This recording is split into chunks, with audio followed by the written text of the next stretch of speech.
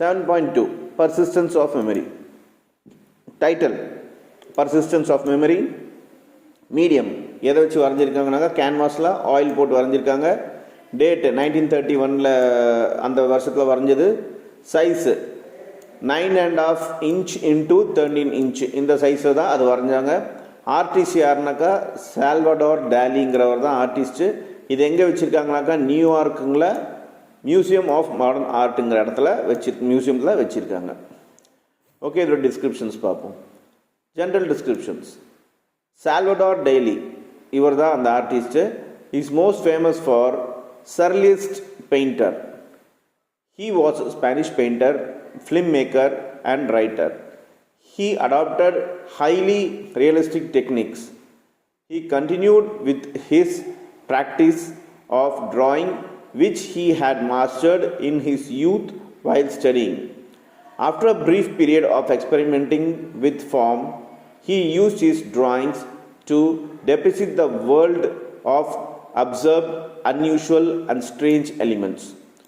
So இந்த Salvador டாலிங்கிறவர் யார் பார்த்தோம்னாக்கா இவர் சரலிஸ்ட் ஃபாலோ பண்ணுற பெயிண்டர், சரலிஸ்ட் பெயிண்டர்.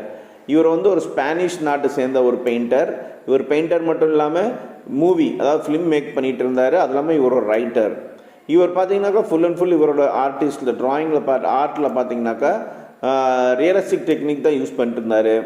இவர் ஒரு விஷயத்தை கண்டினியூஸாக ப்ராக்டிஸ் பண்ணி அதில் மாஸ்டர் ஆனார். அது என்னன்னாக்கா யூத். இவர் சின்ன வயசில் இருக்கும்போது, இளமையாக இருக்கும்போதே இந்த டெக்னிக்கை அவர் மாஸ்டர் ஆகிட்டார். அதில் ப்ராக்டிஸ் பண்ணி அப்புறமா ஒரு சில காலகட்டத்தில் இவர் அந்த விஷயத்தை எக்ஸ்பெரிமெண்ட் பண்ணவாட்டி இவர் அவரோட ட்ராயிங்கில் பார்த்தீங்கன்னாக்கா ஒரு அன்யூஷுவலான ஒரு ஸ்ட்ரேஞ்ச் எலிமெண்ட்ஸ் எல்லாமே யூஸ் பண்ண ஆரம்பித்தார். Persistence of memory, painted in 1931, is a fine example for surrealist movement. The bare landscape and calmless depict in the painting could be regarded as life after all wars. After all humans have died, the only object in the painting that give life and which can be associated with people are the melting clocks.